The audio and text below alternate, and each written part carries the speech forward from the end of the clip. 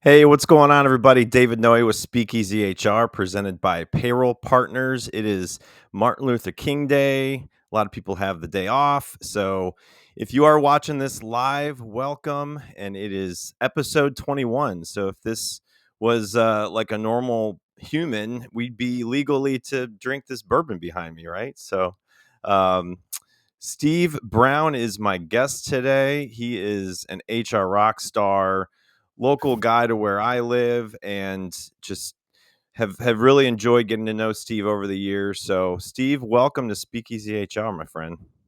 Hi, David. I like the idea that we are now of age. Yes, cheers.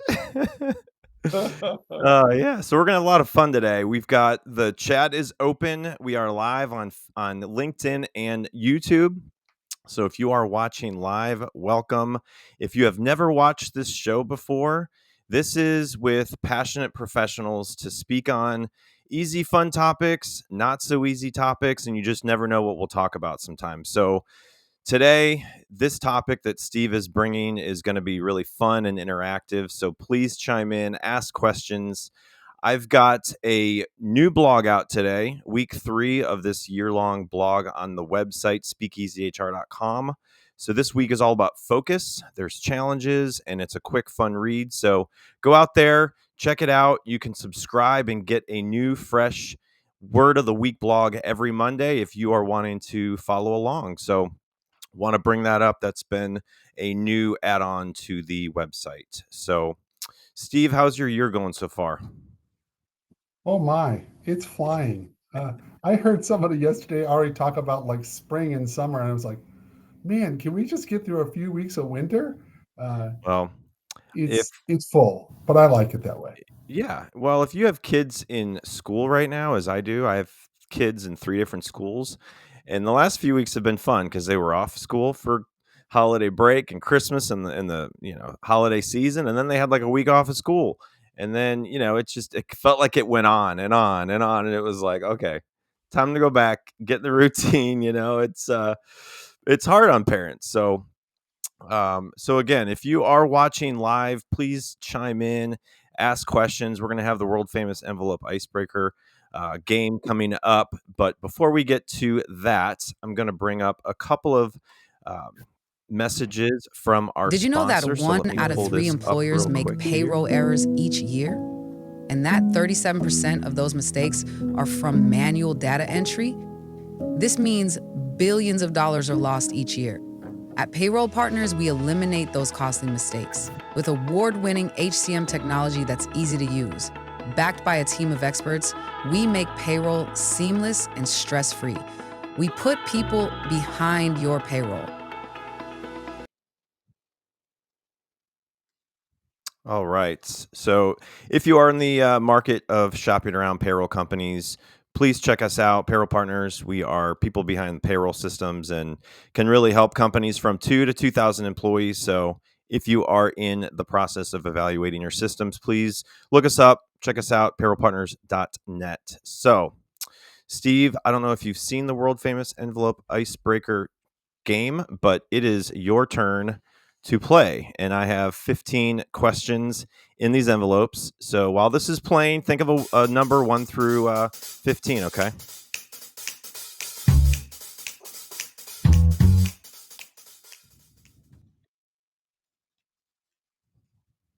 All right. 1 through 15, what is your number? 7. 7. That's a common one that people tend to go to. All right, number 7 is when you were in grade school, Steve, what did you want to be when you grew up? Well, it's ironic. HR, right? HR. No, ironic and appropriate for today. Uh, Back when you were young, you had to draw what you wanted to be.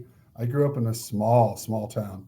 Uh, at that time in elementary school, I was in Lucky, Ohio, and Gibsonburg, Ohio. Okay. And I drew a picture in third grade that I was going to be the president of the United States. How about And that? and everybody said, "Oh, I want to be a fireman or I want to be a police officer." And I went, "Nah." And so the teacher asked me, "Because are you sure?" I was like, "Yeah." I said, "Why not?" You know. So I had lofty goals back then. Wow. What made you think about that? Was it something that you saw on TV, or was it somebody like what made you want to be the president? I think it was more, I guess, I wanted to lead people and let people enjoy what they do. Yeah. Uh, so it wasn't, I wanted to become a certain president because back then it would have been probably Nixon or Ford because Okay. I'm an old person.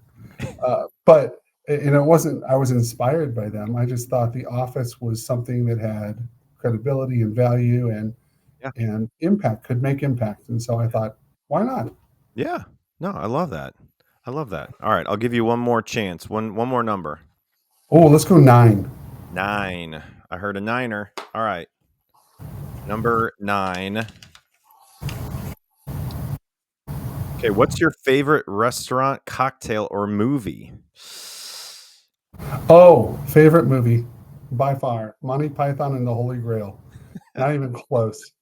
Uh, Grew up on it and know almost of it, all of it by heart. Yep. It's a little disturbing, but it's fun. My wife hates it. Because she's like, I don't get this at all. I'm like, I know, it's the best. Oh, that's Uh, awesome. It's just a Still the flesh most wound. creative thing. It's So just good. a Oh flesh yeah. wound. Yeah. All right. So Steve, people that are listening to this, if they are watching it live and they've never heard of what you're about in HR, a lot of the people that you and I interact with on LinkedIn, locally, regionally, have seen you at keynote speaking events at SHRM and things like that. But people that have not heard you speak in a setting, what got you into HR? Because you've been doing this for what now, almost 40 years, Yeah. right? Yeah. You've been in the same profession to some extent for 40 years. So what take us back to when you were, and you had a great post today on LinkedIn about being at Ohio University, and that was a really fun that picture, and so that was awesome. It was one of the first things I read this morning. It was great. So take us back when you started thinking about, obviously you want to be the president, but what got you into the world of HR? Like what drew you to that? Part of it was my parents because I went into school at OU for engineering, Okay. originally chemical engineering, and that didn't pan out. And then chemistry, and that was worse. Uh, and I wanted to be in those fields because our school counselor said, "You're strong in science and math. These fields pay well." And no one talked about careers, David. Everybody talked about jobs. Yeah. So I never thought of a career. I thought of, gee, I want to get a degree and land a job. Yeah. So I thought, why not do one that pays well? And nothing pays more than human resources. So after I was doing very poorly in school, my mom pulled me aside one day because I was crushed. I was ready to, try something completely different. Didn't know where to go. And she says, "Why aren't you in a field that works with people?" And I said, "What do you mean?" She says, "All you do is work with people." And I went, "Huh?" I mean, you just don't. We don't see our own blind spots. Yeah. And but everything. I had been in every school activity that I was allowed to be in. I was the class president, student council president, head of this, head of that. I became a resident assistant at OU. I was around people all the time, and I Yeah. didn't see it because that's naturally where I fell. So I thought human resources made sense. But back then, I was right at the cusp of it changing from labor relations as a field, industrial relations as a field, or to personnel, and then it changed into HR. And no one really knew what it was. So we just made it nicer because we're like, we'll do the same old boring stuff, but we'll call it HR. But I was intrigued by the idea that I could be in a field that worked with humans, not people person, but really the human side of the business. That really appealed to me. Yeah. And then jumping in the first time was not what I thought it was going to be. Well, elaborate. What does that mean? I've never been a good tactical person. I'm not a block and tackle person. I admire people that are. I love it. I think they have Yeah. talent and skill I wish I had. Yeah. I'd like to say, you need to fill this role, and I'd spend an hour and a half on an interview just to talk to the person. But then when I described them to the people, I had a recruiting role when I first came out of school. When I described them to the hiring manager, I had almost a 90% acceptance because I knew the candidate. So instead of saying, hey, here's the four people and here's the resume, I just went completely off grid. I was talked to about that because they're like, you need to follow the template. And I went, I am. There's so much more than the template. And they're like, you're not following the rules. I go, I know. Uh, For my first role, which was very structured, and I got to be the first HR person for a small manufacturing place in Fairfield, Ohio. Uh, then, I mean, it was learn by experience. yep. So I didn't have someone to learn from. I had to learn myself. So I did the block and tackle work in order to work with people, not just to do the block and tackle work to be compliant. Yeah. So you've gone through the different shifts of HR and what they call it. Now it's chief people officer and the human element and human connection that I think you have seen evolve over the decades, and now we're in a world of such different technology and AI and where people work and how they work. So let's dive into this topic because just like everybody else, I ask the guest, what topic are you most passionate about right now? And your your response to me was about human connection. And when you have spoke at events, that's a lot of what you really explain. And back to the situation you're in now, where you're at in your organization for almost 20 years, you've seen it in your industry. And so dive into this a little bit with us, and why do you believe that the human connection is more critical than ever in today's workforce, especially in 2025? Ever since I've been in HR, we talk about replacing people. It's amazing. Hey, what's the next thing that's going to replace people? This is terrible and dates me. We thought that desktop computers would replace people. It wouldn't enhance work. Yeah. It wouldn't be a tool that moved work forward. It was, well, since I have computer, I don't need to hire four of this. Yeah. Or early robotics in the manufacturing industry. Boy, if we have robots, I don't need people. Yeah. What people have misunderstood forever is you need people first Yeah. in order to make work happen. What we've done for far too long is we focused on results, data. I think, again, it's not a versus. We make everything versus in work and in HR. It's people or this, it's people or this. People generate results, people generate data, people generate productivity. It's not the other way around. But the old industrial work model is productivity first, Yep. structure first, hierarchy first. It's never worked. It's worked to an extent. I don't want to be so overarching generalized, but it hasn't worked. Yeah.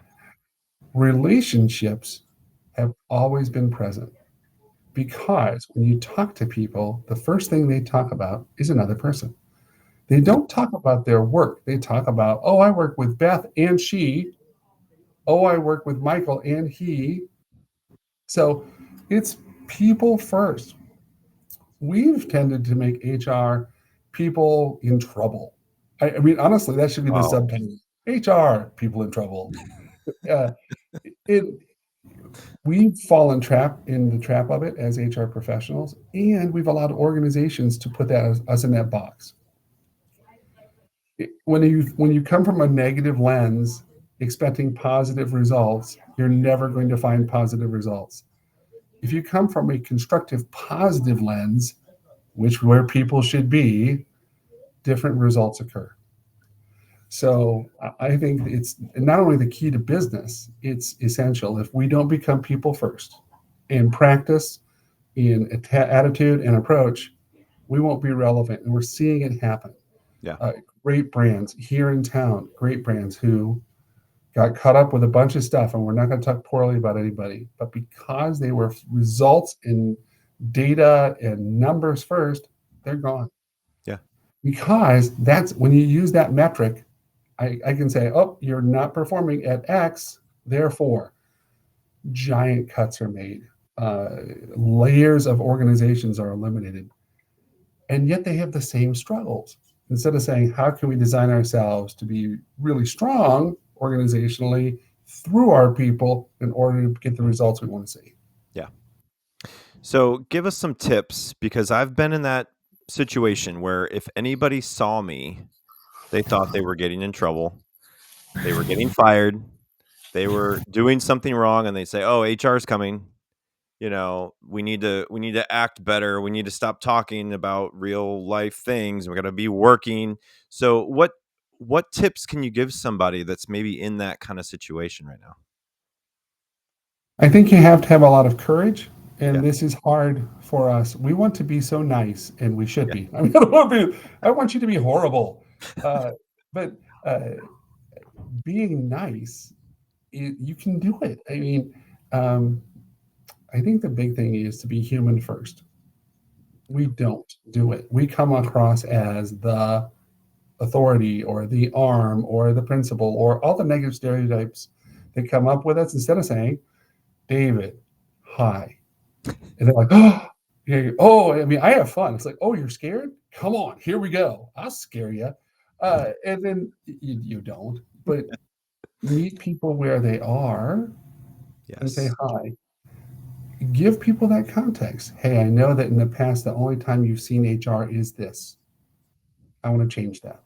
Today, I'm here just to talk to you about today. Boy, isn't this weather awful? You know, and everybody has things that they're common in common.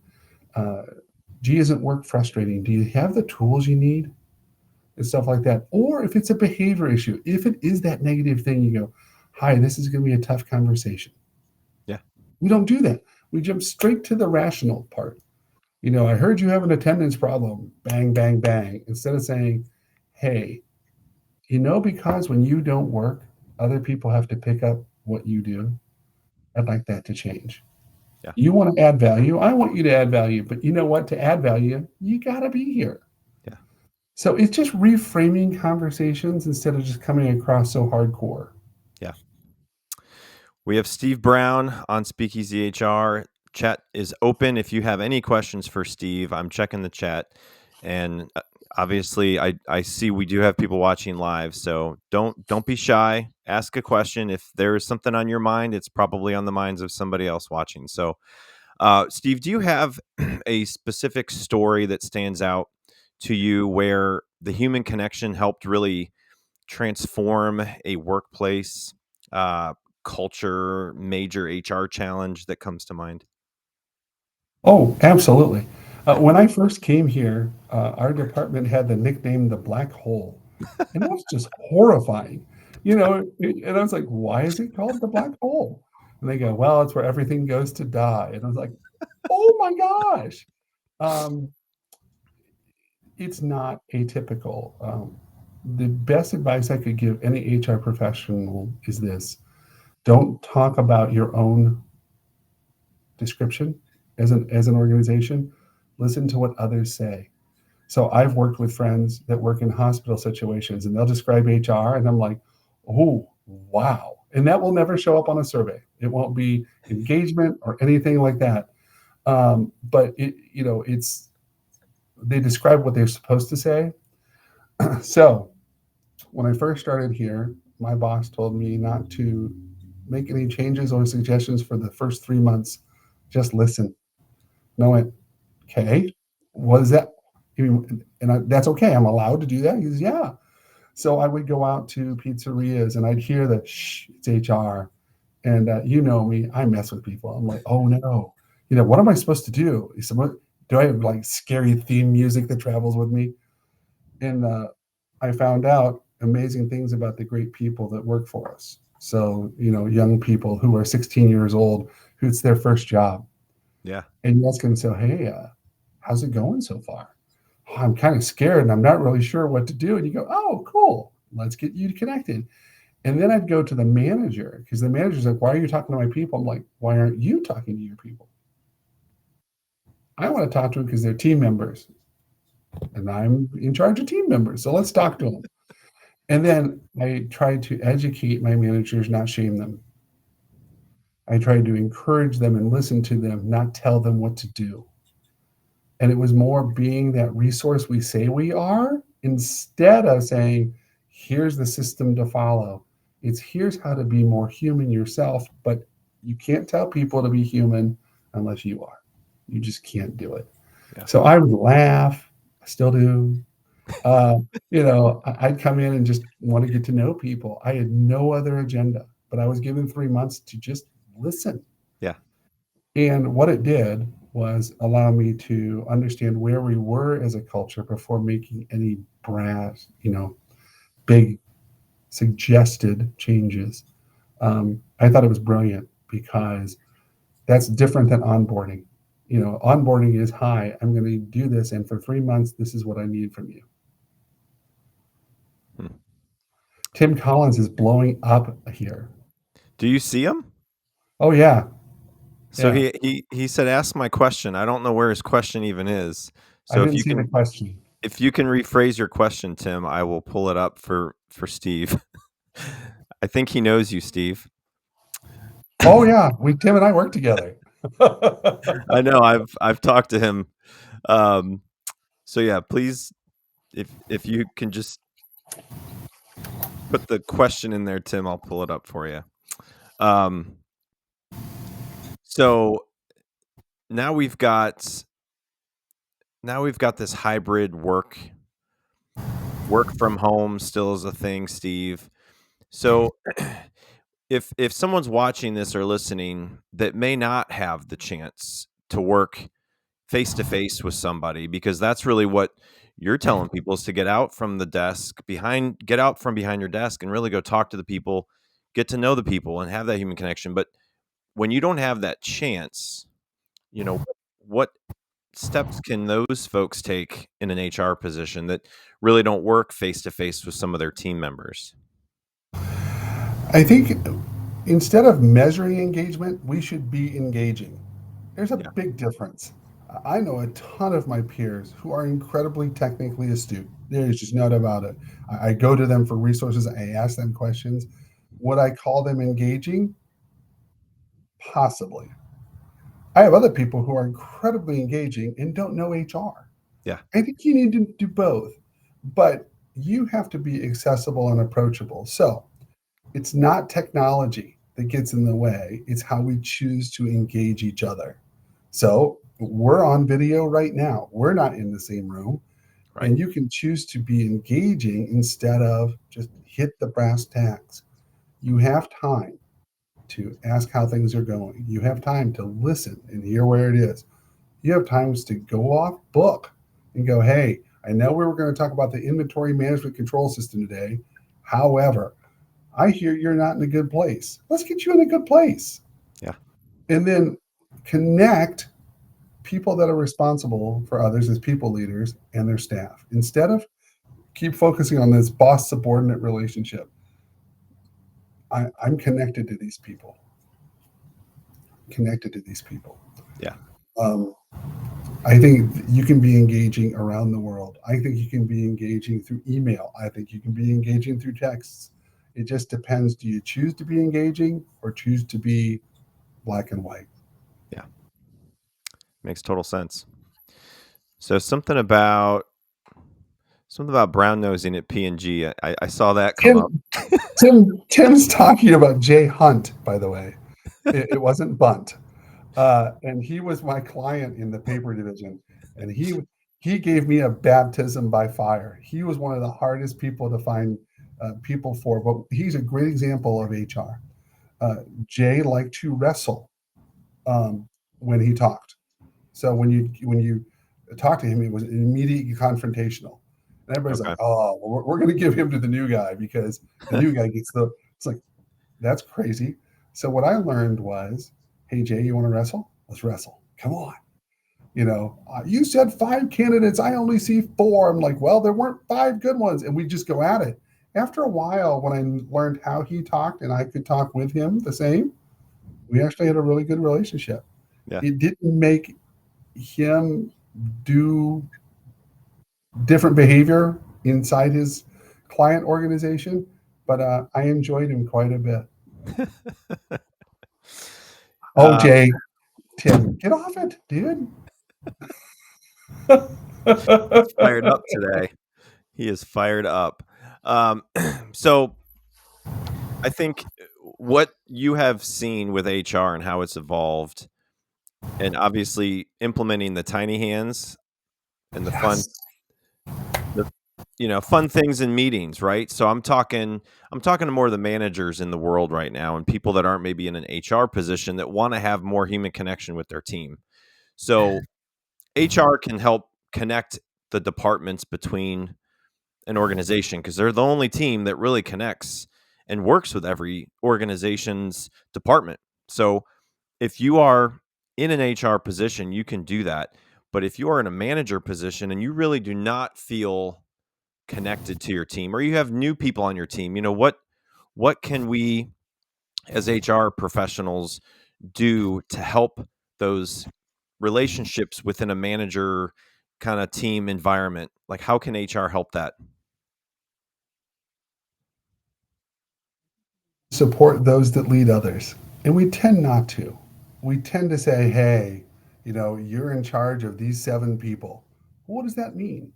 Do you take time to help them know those 7 people? Do you take time to say, hey, here are the expectations we have? Do those fit? Do those not fit? We talk about work in front of us, or we try to do these things indirectly, like through the projects or through the workload, instead of saying, we're going to step back. How are you feeling about leading 7 people? Well, I like Right. these 5, but these Right. 2 are challenging. You Right. say, well, how do I know that? Because I only hear about the 2. Yeah. I don't hear about 5. So help them with that. Be more of an intermediary for them so you can help people be that connective tissue within their area of work Right. as well as between departments. Yeah.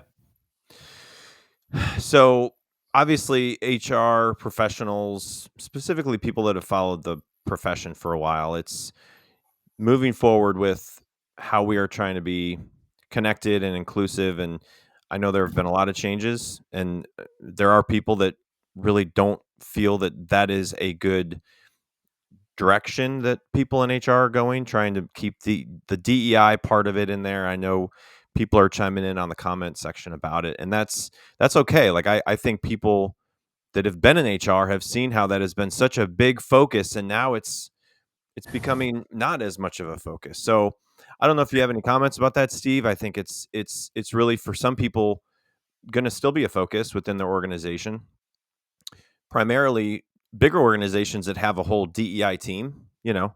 So if you have any comments on that, I think definitely share them. Well, and here's the thing.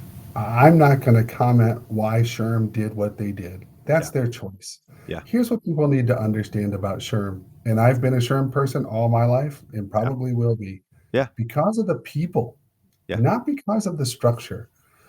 It's a business. And I was as surprised as when they made their announcement about the direction they're going. Yeah. Um, it's not a matter of agreeing with it or, give me an answer. I think it's more like this. Um, the reason we have these areas of diversity is because we chose not to focus on them for decades. And that's a miss. Yeah. It's just a huge miss.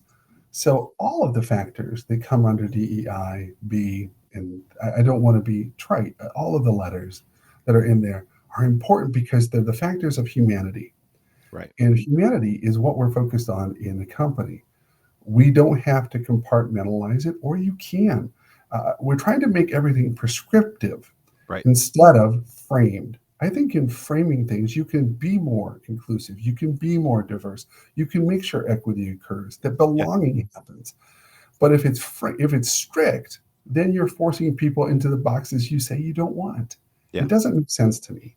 Right. I don't like it. Uh, Yeah. I think that you need to be consistent with people. Yeah. Um, and value them for who they are. And you may think that sounds too overarching, but I meet people who are different with me from me every day, and I Right. think they have values and strengths and talent, all that good stuff. Yeah. Well, we've got a new generation coming into the workforce, and there's going to be more and more of them that have grown up with technology that you and I didn't have growing up, right? Like people will want to work remote, hybrid. When you meet people where they are in an organization, it's going to be challenging for companies that really want to be competitive that can offer some of those structures of a schedule. But I think what what I have found with managers that have a struggle, it's when they have team members from multiple generations trying to work together that don't know how it is to be a 25-year-old right now in 2025 versus a 55-year-old. And I have seen how reverse mentoring, I've heard that come up a lot, where people are trying to share ideas when they have been in the workforce for so long and helping the younger ones, but then the younger ones are helping the older people. So, like, have you seen much of that? Yeah, one of the things I've talked about quite a bit is, in fact, I'm going to talk about it at a Chamber of Commerce event. They came up and they said, let's talk about generational differences. I said, how Oh, about we talk about generational strengths? yeah, And they go, what? I said, this is not new. yeah, It's like all the other things. It's not new. It's just what we call it or what we focus on. Um, I don't want to tell you my whole thing because then it'll take away from yeah. my. No, I have a way that shows there's ways for all of us to learn from each other. yeah, Here at LaRosa's, I mentioned we have 16-year-olds, yeah, and when you're 16, you're not thinking about work. Honestly, you're not. You're 16. You're trying to figure things out. And I have people that are well into their 70s who work with us, yeah, and it's more, hey, what does that person bring? What can they do? How can they add value? Age should not be a limit. Generations shouldn't be a limit. I know some people who are very old by age that are very young in approach. I know some people who are very young by age who are very set in their ways already. So I think it's a matter of how do we work together right. through our differences because of our differences so that we learn from each other. Yeah. So how does emotional intelligence, because I have kids and I talk to them about emotional intelligence and understanding that, and it really plays a big role in an organization and a team environment, because you have people that just don't have emotional intelligence as a strength, and you want to foster that. So how can human resources professionals cultivate that and try to build up emotional intelligence with their team? I think you need to have more candid conversations with people Yep. and just say, hey, you know, people have no problems telling your opinion of others. I mean, Yeah. they'll give their opinion. All you have to do is open the door and go, hi, whack. So my thing is, so how's that working? Yeah. So if this is such a point of frustration, how's that working? What can we do? Use how and what all the time and get people to try to make the next step. I think one of the challenges on emotional intelligence in a lot of areas in HR and work is we try to solve everything instead of saying, what's the next step? What's the next step? What's the next step? And keep moving. More of a continuum. Yeah. It will solve itself to a point. It may not go away completely, Yeah. but you can't say, hey, you need to be more emotionally intelligent. People go, what?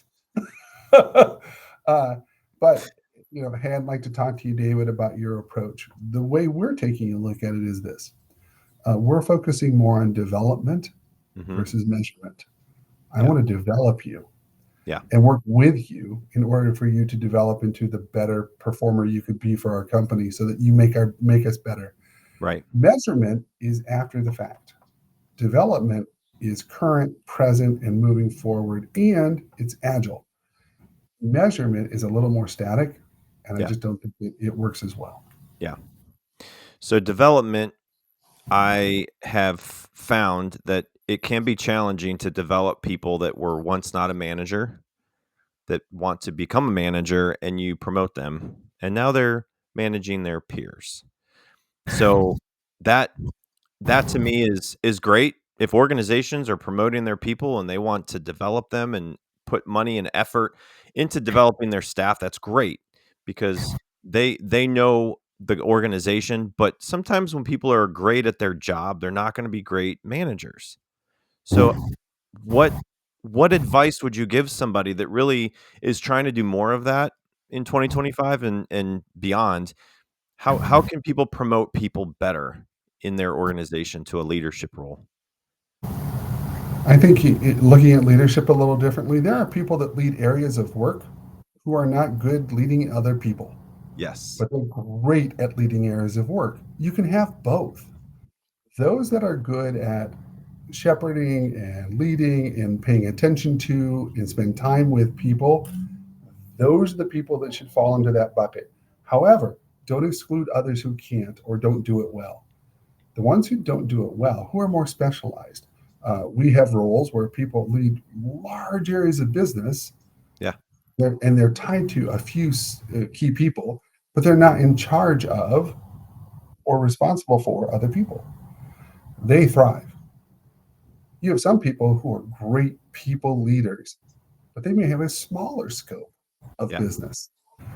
And really, they get work done through others, and there's value in that. So don't try and make it an either or, make it an if then. If you fall into this bucket, be more of that specialist who leads, and we need that. Yeah. Uh, and the other side, be the great people leader and then equip them on how to do it well. Yeah. So looking beyond 2025, Steve, how do you see the role of HR evolving as businesses and workplaces continue to change? I think HR has to be more integrated and quit being a separate function. It, it, we weave throughout the organization. And I don't think this is just because I work in a smaller or mid-sized company. I think it's true in all companies. Uh, we should be that connective tissue. Yeah. Yes, you should have expertise. Yes, you should do straight HR, but it has to be more of a hybrid OD approach. Yeah. How do I make the company better through human efforts? That is where HR should have been and where I think it's going. It's not a matter of being so tactical. It's a matter of being observational, uh, analytical, strategic. I hate saying it, but it is. It's strategic, but it's saying how does what this effort does affect these people or the company before you jump. Too often we jump and go, oh, and then you fix it. It'd be better to plan it a little bit, take a step, and then do it that way. Yeah. More incremental movement works over time. Yeah. So folks in HR have been through a lot the last 5 years. And I think in the future we're going to still have challenges just like every other profession. But what's the best advice you could give somebody in HR, whether they're just starting out, whether they've been in it for I'm almost 20 years now. You a little bit longer than 20 years. But what advice would you give somebody in HR as they want to stay in the profession? I think you have to enjoy people for the wonderful, messy people that they are. What's really funny is when you hear HR people talk, is very, if they want to be seen as a senior person, they go, well, I have to talk this way or act this way or say certain phrases and I'm credible. Yeah. I'm a mess. And I know that all the time. A quick example. So we had an important meeting that I needed to be at here at 8 o'clock, and it is colder than anything here now in Cincinnati, just like it is in most of the country. And our power went out at 2 in the morning. Ooh. Power went out. Wife's retired. She's at home. I go to work. Yay. you know, so you go, so I shared that story because it happened. Yeah. People rally around. So how's she doing? Is she okay? What's happening? We did all that people stuff and it took 3 minutes, but it set the stage for the tone of the meeting because it took away from the let's jump into the thing in front of us. And people go, oh, and then they share their stories. Oh, I remember when. and they share great stories. You can't tell people to be human without modeling yourself. You just can't. Right. And if you don't enjoy people, goodness sake, just get out of there's a lot of other great work out there to do. Yeah. But no matter what you do, you're going to be connected to other people. So why Yeah. not enjoy it? Yeah. No, there's a lot of opportunities in HR. I think smaller businesses, you have fractional HR that's needed. When you have a business that doesn't need full-time HR, they're going to need some assistance. So there are some great consultants, as I see, like in this chat group, there are Tim and the other folks that have been doing consulting. They see it. So there's going to be a need for HR people and HR professionals beyond 2025, and no matter what AI does, it's not going to take the human part of human resources out of it. It's just never going to happen. So it might make our jobs easier. It might make it more efficient to find data and generate proposals and presentations and find information, but it's still going to be important to have somebody in that role, no matter what technology is going to do. But um, Steve, I appreciate your time. It's been great to talk to you. People that are watching, if you're not connected to Steve, why aren't you? You need to be. So you can scan his QR code on the screen. All of his ways to connect with him and his newsletter that's been going out for years is awesome. So it's definitely worth checking out. And Steve, I'm sure you'll be presenting and going to different keynote speaking events this year. Are you traveling a lot this year for some events or I'm going to the beautiful Wisconsin Dells Ooh, in April okay. and talking with a local chapter, doing a half-day seminar there. I submitted to speak at the annual conference because I always enjoy that, just to Yeah. meet the people from around the country. Yep. I'm sure there are other things I'm going to jump into, but Yeah. not a lot has come to the schedule yet. Okay. Well, great. Well, Steve, again, I appreciate your time. Last question: what's your favorite thing on the menu at LaRosa's? That's tough, man. um, I'm a little. I love the buddy topper pizza. Okay. So capicola ham, banana peppers Okay. in our sauce. So it's got spice and heat as well as our sweet sauce. That's probably my Okay. favorite. Yeah. Okay.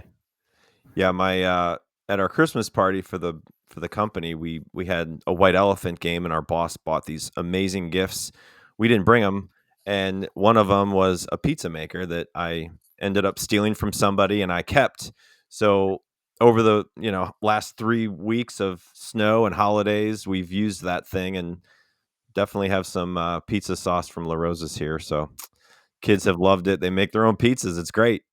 That's fantastic. Yeah. So well, great. Well, Steve, thanks again. Thanks for everybody for chiming in and hearing everything that Steve was able to provide us today. So, Steve, I'm sure I'll see you around sometime in the great state of Ohio or anywhere else that you'll be in the HR world. So appreciate your time. I have some amazing guests lined up for this year. So please make sure to tune in, go onto the blog, check that out. You can subscribe every week and get that. So, Steve, thanks again for your time. And as the board says, champions adjust, y'all.